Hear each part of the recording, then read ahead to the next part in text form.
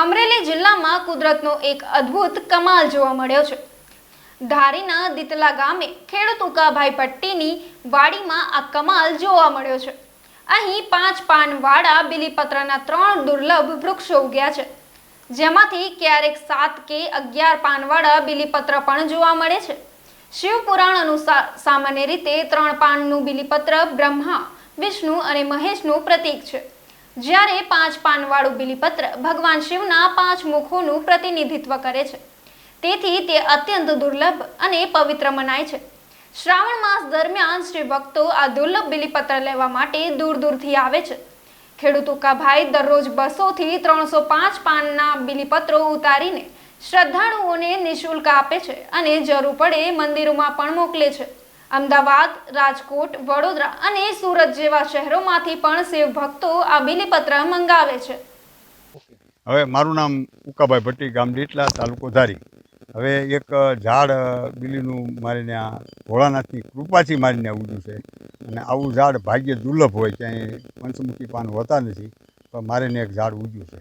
એટલે માણસો દર રવિવારે આડે દિવસે શ્રાવણ મહિનામાં બધા પાન લેવા આવે છે, અને બધાને હું પાનનું એક ઝબલું આપું છું। કોઈ સ્વાર્થ નથી રાખતો, દાદાની કૃપા છે એટલે બધાને પાન આપું છું। અને હું દર સોમવારે જંગલના જે તીર્થો છે, બાણેશ છે, પાત્રેશ્વર છે, હાથમહાદેવ છે, દોણેશ્વર છે, ત્યાં બધી હું દર સોમવારે પાન લઈને જાઉં છું, અને હું મારા હાથે પાન ચડાવું છું। અને ત્યાં સેવકો કોઈ મળે, સાધુ સંતો, એને બધાને આપું છું, અને બધે પાન ચડાવે છે। દરરોજના નહીં કોઈ નક્કી, દરરોજના પાનનું કોઈ નક્કી ન હોય। કંઈક માણસો ઝાઝા આવે, કંઈક માણસો ઓછા આવે, એટલે 25-30 ઝબલા અમે બનાવી રાખીએ, અને ઘરે હાજર હોય ન હોય તોય એનાથી ઘરેથી પાન એને મળી જાય છે, કોઈને ધક્કો થતો નથી। આ ભોળાનાથની કૃપાથી કુદરતી ઉગ્યું છે। પહેલાં એમાંય 3 જ પાન આવતા હતા, પણ દાદાની દયાથી એમાં હવે 5 પાન મળ્યા આવવા, એટલે આખું ઝાડ જ 5 પાનનું થઈ ગયું છે। એટલે એ દાદાની એટલી કૃપા તો જ આપણે એને ઉગે, નહીંતર થોડું ઉગે। કુંદ ઇન્દુ સમદે ઉમારમન કરુણાયન જાહિદીન પરને કરવું કૃપા મર્દનમયન। શ્રાવણ માસમાં આપ બધાને ખૂબ ખૂબ મહાદેવની પ્રસન્નતા પ્રાપ્ત થાય એ અર્થે આજે અમે ઉકાભાઈ ભટ્ટીની વાડીએ આવ્યા છીએ। આ વાડીમાંથી જે ભગવાન મહાદેવની કૃપાથી, શિવજીની અનન્ય કૃપાથી એક જ બિલ્વ વૃક્ષ છે, એમની અંદરથી 11 મુખ સુધી પાન મળેલા છે। શિવપુરાણમાં એવો એક પુરાવો આવે છે કે ભગવાન શિવજીની પૂજામાં રાવણે 21 મુખી બિલ્વપત્રથી પૂજા કરી હતી, પણ એ બહુ દુર્લભ છે। આજે આ સંજોગમાં ધારી તાલુકાના આ ગામની અંદર દીતલામાં ઉકાભાઈની વાડીમાંથી અમને દર વખતે અમારી પાર્થિવ પૂજામાં એની સેવા હોય છે। 11 મુખી બિલ્વપત્ર આપે છે, પંચમુખી બિલ્વપત્ર આપે છે।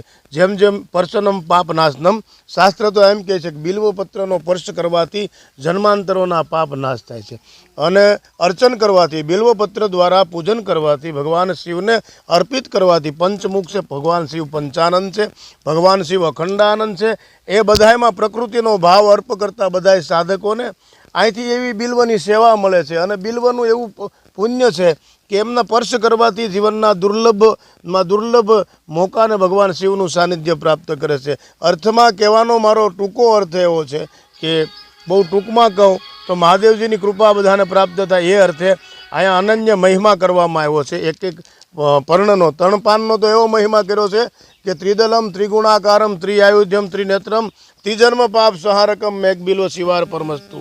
3 જન્મના દોષોને દૂર કરનાર ભગવાન બ્રહ્મા, વિષ્ણુ અને મહેશ પ્રતિક રૂપ સામાન્ય બિલ્વપત્રમાં, પછી બહુ એવું નહીં કરું કે આ મળે કે ન મળે, ભગવાનની પૂજામાં બિલ્વ, એમ ઠાકોરજીની પૂજામાં તુલસીજી વિના ભગવાનની પૂજા અધૂરી રહે, એમ શ્રાવણ માસની અંદર હરેક શિવ ભક્તો ભગવાનને રાજી કરવા માટે આમાં રામ નામ લખી અને અર્પિત કરે, ને ભગવાન અખંડાનંદ શિવને અર્પિત કરાવે ને તો ભગવાન રાજી થાય, ને આપણા આખા ભારતની ઉપર ભગવાન શિવનો રાજીપો વરસે, એવી મારી શુભકામના સાથે આપ બધાને હર હર મહાદેવ, જય સીતારામ।